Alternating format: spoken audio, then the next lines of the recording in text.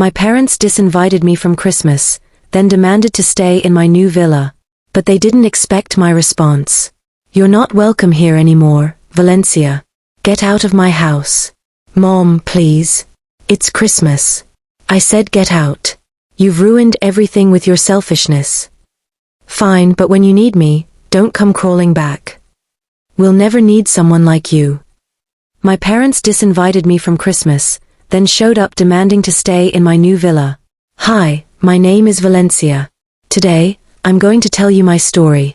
But before I continue, please like, share, and subscribe to hear more stories like this." Growing up in Scottsdale, Arizona, I always thought family meant unconditional love. My parents, Douglas and Lorraine, raised me and my younger brother Travis in a comfortable Adobe-style home with a backyard pool. While they weren't millionaires, they provided for us. Or at least that's what I believed until I understood the painful truth about their favoritism. Travis was their golden child. 4 years younger than me, he could literally do no wrong in their eyes. When I graduated from UCLA with honors and landed a position at a promising biotech startup in San Diego, they sent a generic congratulations text. But when Travis barely scraped through community college with D's and C's, they threw him a graduation party that cost thousands of dollars, complete with a live mariachi band and catered tacos al pastor. When I saved up for 2 years to buy my first Toyota Camry, they criticized everything from the silver paint to the interest rate I'd negotiated. When Travis totaled his third car while drunk driving, causing a 4-car pileup on Interstate 10, they bought him a brand new Chevy Silverado the following week. "Why do you always have to make everything about you, Valencia?" Mom would snap whenever I dared point out the obvious disparity. "Your brother needs more support. You're resilient enough on your own." I believed that lie for years. I pushed myself harder, thinking maybe if I achieved enough, they'd finally see me as worthy of their attention. I worked 70-hour weeks, climbing the corporate ladder at breakneck speed, while Travis bounced between bartending gigs, warehouse positions, and extended periods of unemployment, always finding someone else to blame for why nothing ever worked out. "Can you help your brother with his rent again?" Dad called me one Thursday evening in September. "He's between opportunities right now. Dad, this is the 5th time this year. Maybe if he actually kept a job." Don't start with that negative attitude. Family helps family, Valencia. So I sent the money again, just like I had been doing since I turned 23. By my careful calculation, I'd given Travis over $38,000 in loans that were never repaid. Meanwhile, I lived in a cramped studio apartment in Pacific Beach, saving every possible penny for something bigger, something that would finally feel like mine. My entire life trajectory changed when my startup, a gene therapy company called Biovance, went public. Suddenly, my stock options were worth more than I'd ever imagined possible. While my colleagues celebrated with Tesla purchases and luxury vacations to the Maldives, I quietly invested most of it in mutual funds and bought a beautiful piece of land in the Santa Barbara Hills overlooking the Pacific. I had always dreamed of building my own home, a contemporary villa with clean architectural lines, floor-to-ceiling windows, and space to finally breathe without feeling suffocated by city life and family expectations. "You're building a house." Mom's voice dripped with skepticism when I shared the news over Sunday brunch at their place. "Isn't that a bit overly ambitious for someone your age?" "I've saved and planned for this, Mom. The company's success means I can finally." "Must be nice," Travis interrupted, aggressively cutting into his huevos rancheros. "Some of us actually have to work for a living instead of getting lucky." "I work 75 hours a week, Travis. That's not luck." "Yeah, staring at lab results and computer screens. Real back-breaking labor." He sneered. Dad actually laughed. Actually laughed at his son mocking my career. "He's got a point, princess. Don't let that biotech money go to your head. Pride comes before a fall." I left early that afternoon, their dismissive words echoing in my mind like a broken record. They didn't even ask to see the architectural renderings I'd brought to share, the ones I'd spent weeks perfecting with my architect. Construction took 9 months. 9 months of weekly site visits, contractor meetings, material selections, and thousands of careful decisions. I poured my heart and soul into every single detail, from the travertine floors to the solar panels to the smart home technology that controlled everything from temperature to security. I didn't tell my family about the progress. They'd made their complete disinterest painfully clear. During construction, I'd occasionally run into family friends around Scottsdale. "How's that house project coming along?" they'd ask with genuine interest. I'd smile politely and give vague answers, not knowing that my parents were spinning an entirely different narrative behind my back. "Oh yes, Valencia's little project," Mom would apparently tell her tennis club friends. "We're guiding her through the whole process." Of course, she has absolutely no experience with these construction things. Douglas has been personally advising her on contractors and inspectors. The elaborate lies they constructed would later become their complete downfall. But I didn't know any of that yet. The villa was completed in early December, just in time for the holiday season.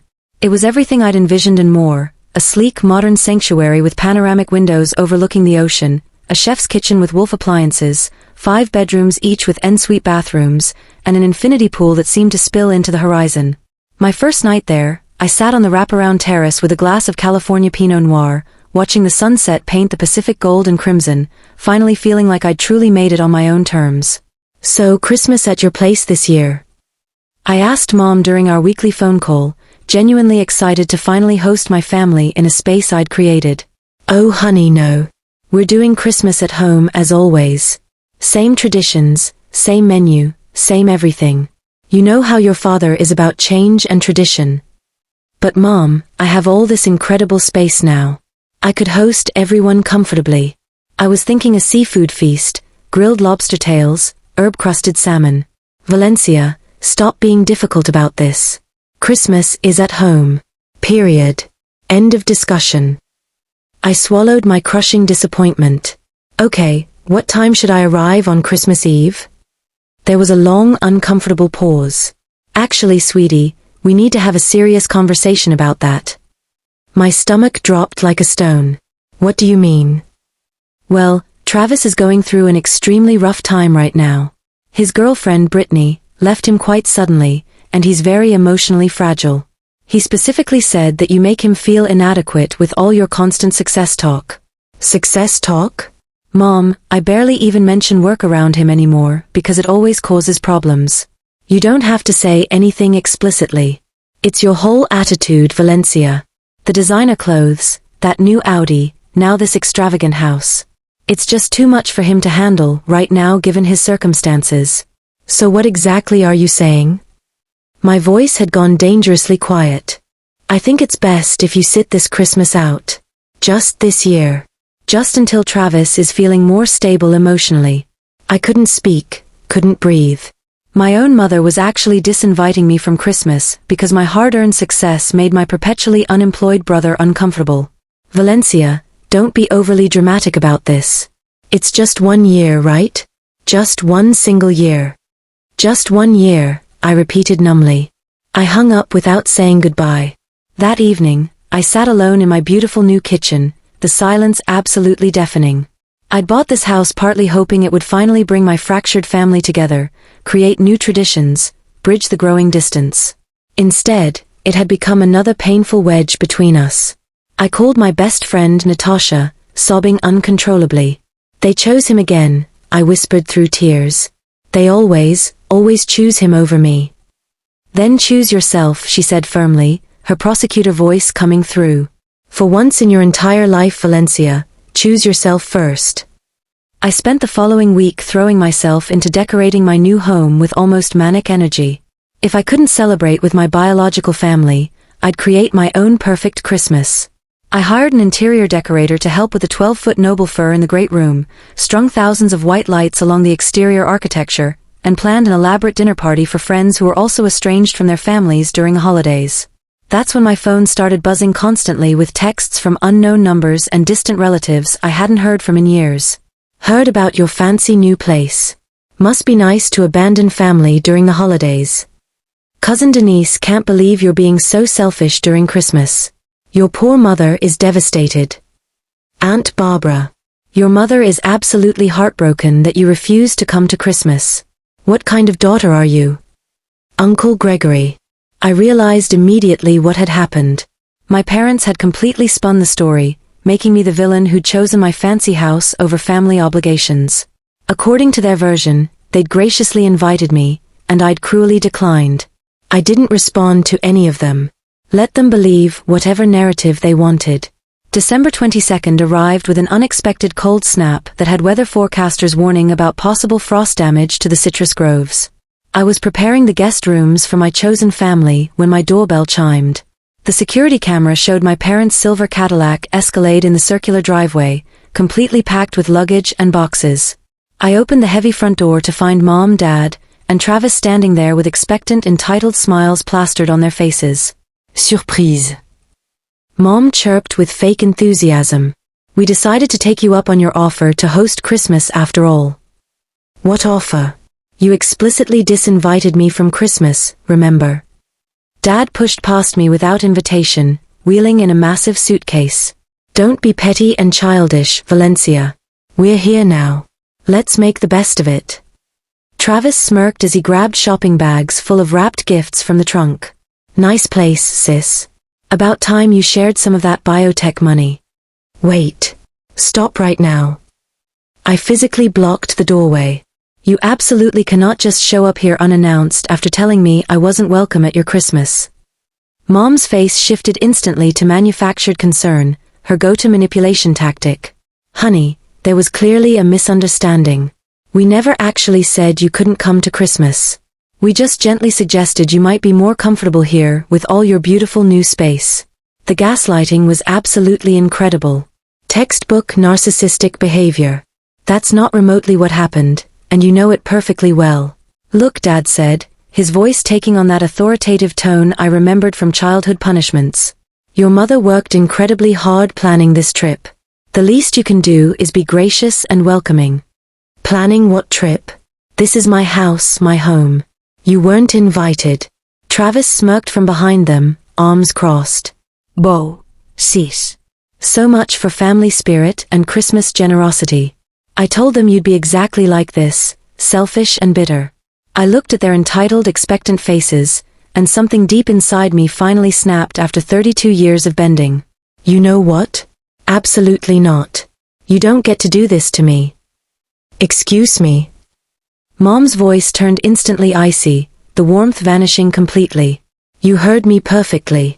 You disinvited me from Christmas specifically because my success makes Travis uncomfortable. You've spent my entire life making me feel like I'm never enough while constantly babying him and making excuses. And now you want to use my home like some kind of free luxury resort. How dare you? How dare you speak to us like that? Dad stepped forward aggressively. We're your parents. Parents who only see my value when it directly benefits you. Where was this intense interest in my home when I was building it? Where was the excitement when I shared my architectural plans? Where was the pride? You're being absolutely ridiculous. Mom snapped. We're family. Family shares everything. Funny how sharing only ever goes one direction in this family. When did Travis last share anything? When did either of you? Travis laughed bitterly. Here she goes again, playing the eternal victim. Poor successful Valencia with her villa and her perfect life and her stock options. A life I built entirely myself while you sat on Mom and Dad's couch complaining endlessly about how unfair the world is to you. Enough. Dad bellowed. You let us inside right now, young lady. Or what? I challenged, standing my ground. You'll cut me off? Stop talking to me? You already did exactly that when you banned me from Christmas. Mom's face crumbled into tears, the same manipulative tears she'd weaponized my entire childhood. I cannot believe you're doing this to us. On Christmas, Valencia. On Christmas. You're not welcome here, I said firmly. Get off my property. You can't be serious, Dad sputtered, his face turning red. I'm completely serious. You made your choice crystal clear. You chose Travis's comfort over having me at Christmas. Now live with those consequences. I started closing the heavy door, but Mom desperately wedged her foot in the gap. Where are we supposed to go? We already told absolutely everyone we'd be spending the holidays at your villa. The truth finally came spilling out. They'd been bragging extensively about my house to everyone, neighbors, friends, church members, claiming credit for my success, planning to use my home as their personal showpiece for social status. The angry texts from relatives suddenly made perfect sense. They weren't actually mad at me for skipping Christmas. They were jealous they hadn't been invited to the villa they'd heard so much about. That's not my problem, I said calmly. Maybe Travis can host everyone. Oh wait, he's living in your guest house rent-free. You bitter little, Travis lunged forward, but Dad grabbed his arm, holding him back. Get off my property immediately, I said, my voice steady despite my racing heart. Right now, or I'm calling the police for trespassing. Mom's tears instantly transformed into pure rage. You'll regret this, Valencia. When you're completely alone with no family whatsoever, you'll regret this moment. I'd rather be alone than surrounded by people who only value me as a bank account and hotel service. I shut the door firmly and engaged all the locks. They pounded and yelled for another 15 minutes before finally leaving. I watched through the security cameras as they drove away, Mom gesticulating wildly while Dad gripped the steering wheel with white knuckles. My phone immediately exploded with messages from relatives, each one more vitriolic than the last.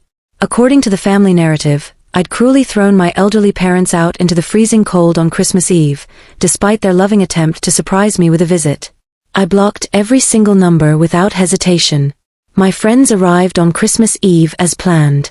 Natasha, a prosecutor who'd been disowned for refusing to join her father's corporate law firm. Cameron, a high school teacher whose family couldn't accept his husband. Olivia, an ER nurse who'd escaped her controlling narcissistic parents. We understood each other in ways my biological family never had or would. To choosing ourselves, Natasha toasted over wine. To real family, I countered. And we clinked glasses. We spent Christmas Day cooking together, garlic butter shrimp, herb-roasted chicken, truffle mac and cheese, sharing stories, laughing until our sides hurt. No guilt trips, no manipulation, no favoritismo. Just genuine connection and unconditional support. Meanwhile, the family gossip network was working overtime. My blocked relatives had apparently spent their entire Christmas dinner viciously dissecting my supposed cruelty and selfishness. But karma has a funny way of working itself out. Uncle Gregory, who texted me about abandoning family, got audited by the IRS after drunkenly bragging about his under-the-table landscaping business at Christmas dinner. Someone anonymously reported him, not me, but probably someone tired of his hypocrisy. Cousin Denise, who'd called me selfish, discovered her husband had been secretly sending money to Travis for his investment opportunities, the same cryptocurrency schemes he tried pressuring me into. Their marriage imploded when she realized they were $60,000 in debt. But the biggest downfall came from my parents and Travis themselves. Dad had been telling everyone at his country club about his wildly successful daughter's biotech company, strongly implying he'd been an early investor and advisor. One of his golf partners, impressed by the supposed returns, asked for an introduction to explore investment opportunities. When Dad couldn't deliver, his elaborate web of lies completely unraveled. Word spread quickly through the country club that Douglas had been taking credit for his daughter's success, while simultaneously treating her terribly. His social standing crumbled overnight. Mom's tennis club was even less forgiving. They'd heard about the Christmas villa debacle from multiple sources, and suburban gossip is absolutely ruthless. Suddenly, Lorraine found herself uninvited from luncheons, charity committees, and holiday parties. Travis, emboldened by years of enablement, had convinced several family friends to invest in his latest guaranteed success business venture, dropshipping fitness equipment from overseas warehouses. When it inevitably failed spectacularly, leaving investors empty-handed, his reputation was permanently destroyed. The fitness equipment disaster was particularly catastrophic. Travis had promised investors 300% returns within 6 months, showing them completely fabricated spreadsheets and fake testimonials. He'd even rented temporary warehouse space to make the operation look legitimate, using investor money, of course. When authorities started investigating after multiple fraud complaints, Travis tried desperately to blame a non-existent business partner. Except there was no partner. He'd invented one to have someone to blame when everything collapsed. By February, my parents were completely isolated. Their social circle had evaporated, and Travis, still living in their guest house, now had no prospects and no one willing to bail him out. Then came the call I'd been expecting. Valencia. Mom's voice was small, defeated. We need to talk. I'm listening. Your father's retirement fund isn't what we thought it would be, and with Travis's legal situation, we're going to lose the house. I waited, saying nothing. We were wondering, since you have all that extra space. No. You didn't let me finish. I don't need to. The answer is no. You cannot move into my villa. But we're family, she whispered desperately. Were we family when you disinvited me from Christmas? Were we family when you showed up uninvited demanding entry to my home? Were we family when you spent years making me feel worthless? We are sorry. We made mistakes. Your apologies mean nothing when they only come from desperation. You're not sorry for how you treated me. You're sorry you need me now. How can you be so cruel? I learned from the best, Mom. I hung up. They tried everything. Showing up at my office. Sending relatives as messengers. Even having a lawyer send a threatening letter about filial responsibility laws. My attorney shut that down within 24 hours. Sometimes people ask if I regret cutting them off, if I feel guilty about their downfall. I tell them the truth. They didn't fall because of me. They fell because they built their lives on manipulation, favoritism, and lies. I just stopped being their safety net. My villa is peaceful now. I host dinner parties for chosen family, mentor young women in STEM, and live without the constant drain of toxic relationships. Family isn't about blood. It's about respect, genuine love, and reciprocity. The greatest gift I ever gave myself wasn't the villa. It was the freedom to stop seeking approval from people determined never to give it. So tell me, what would you have done?